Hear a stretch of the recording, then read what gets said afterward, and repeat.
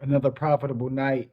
We're back at it on the grind. This is the Money Line Grind. I'm your boy Dame, and we're inching closer to at least neutralizing this month and keeping the momentum going into the next month. We're a couple units down. I believe we're about 2.4 units down.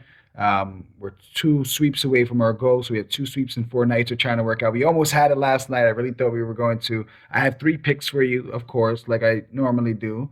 But before we do that, let's count our money. Let's see how we got some free money last night. We took the Pacers in Chicago -2.5, and they just didn't get it done. I expected a little bit more defense from them, but the Bulls score 125 points. Shockingly, the Pacers with only 99. This was our only loser. Then we had back-to-back winners. We had Maxey over 35 points plus rebounds plus assists at home versus the Clippers. He finished with 41 PRA, and he gets us paid, gets us some money.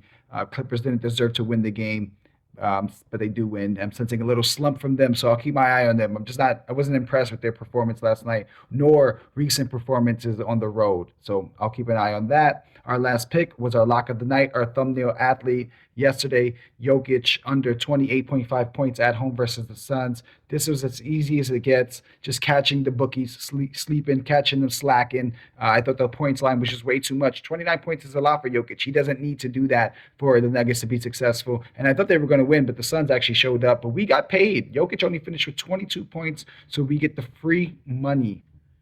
Now let's get down to business. My three locks for the night. Only two games, so please bear with me. Show me some grace. Hard to do three picks in two games. Chris Middleton over 17.5 points plus rebounds at New Orleans -125 on DraftKings. Middleton averaging 19.4 PR on the season. He's reached at least 18 points plus rebounds in four straight and nine of his last 10. Two of those games on the road against some tough teams, to go in the house and play successful against. That was 28 PR in Boston and 22 PR in Denver. Of course, you know the air is thinner in Denver and those mountains. Fair to note, he's reached 18 PR in six of his last on the road, and you could contribute that success by the fact that in his last five road games, he's averaged 60% from the field. That's absolutely incredible. I think the Bucks are slowly turning a corner here from what I'm seeing with my own eyes. Middleton is a little bit more assertive. I saw down the stretch in the game versus the Lakers. They were running a little like dribble handoff action on the left wing that was really isolating Middleton, or getting Middleton a screen and roll off the dribble handoff with Giannis, and it was really giving him his shot to isolate. So if they see a matchup, the Bucks will not shy away from it. They're okay with Dame being off board and Giannis being the screener. Giannis was great off the roll. But anyway, I like that pick. That's our first one. That is going to be our thumbnail athlete. Those have hit two in a row. So if you want to add some extra sprinkle money on there, go for it. Second pick, because the fades have been hitting lately, I'm going to stick to the fades. I'm going to continue the tradition. Bogdan Bogdanovic of the Hawks, the Bogdanovich of the Hawks, under 24.5 points plus rebounds plus assists at home, versus the Suns, who just came off a win. They'll be traveling, and it'll be a back-to-back for them. Might be a little slack in here. This game does have potential blowout with a 16-point spread. I'm sorry, not against the Suns. It's against the Celtics.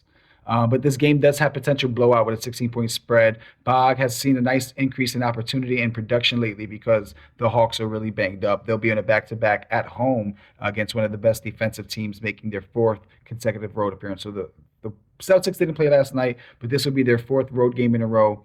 Hawks did play last night, but both games will be at home. So Celtics on the road, Hawks at home. Sorry about that.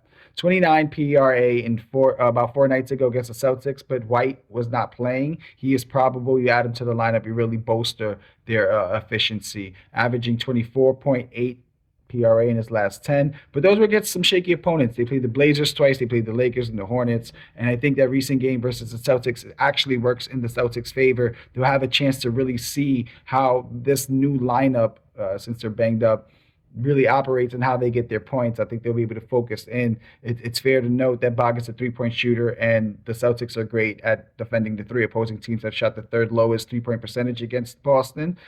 They also had the least amount of free throw attempts and least amount of free throw attempts and the sixth least amount of assists per game. So they're guarding up, and I think Boston is in mode. While of course the Hawks are just trying to figure out how to get by until they're a little bit healthier or when the season ends because they have nothing to really play for. Last pick, like I said, show me some grace. Hard to get 3 picks out of 2 games, but I'm going to do a spread pick here. I'm going to take the Bucks -2 in New Orleans, -110 on FanDuel. Pels without Ingram still. But they did put up a good fight at home in their last game against the Thunder a couple nights ago, but I'll keep it light. Bucks, like I said earlier, seem to have turned a corner. Their problem was defense, and even though that part is still somewhat inconsistent, their offense has been really consistent. They're easily getting 220 points a night, even against solid defensive teams, which the Pelicans, you could give them respect for at home. But like I said, they're a little banged up as well. So this isn't the same team that has, accumulated all these positive stats for their defense. I'm giving the Bucks the edge here because they're also the better team. I think they have a little more sense of urgency here. They're playing against the tide, if you will. The general public thinks, they're underperforming, and I think this is developing a chip on their shoulder. And I like that. I like that for a team that does have the talent and that is able to put up a lot of points while the Pelicans lost one of the best scorers in the NBA and Brandon Ingram. So those are my 3 picks. That's what I got for you. I did put this on a parlay. It was a little bit weird because MGM, I had about like 7 minutes to use this boost. It was a 33% boost, but I needed 4 legs, and they counted the same game parlay because I had 2 of the same games in basketball as 1 pick. So I had to throw in some college money lines, but there you have it. The 2 college money lines there takes it to plus 956. Once again, 2 nights in a row profitable. We're going to try to stay profitable, finish out this month, be a profitable month for a second consecutive profitable month. We need 2 more sweeps. Why not tonight? Go get them. Enjoy March Madness also. Maybe you flick back and forth, or maybe you just watch March Madness and watch the stats on your phone. Stay profitable. Good night.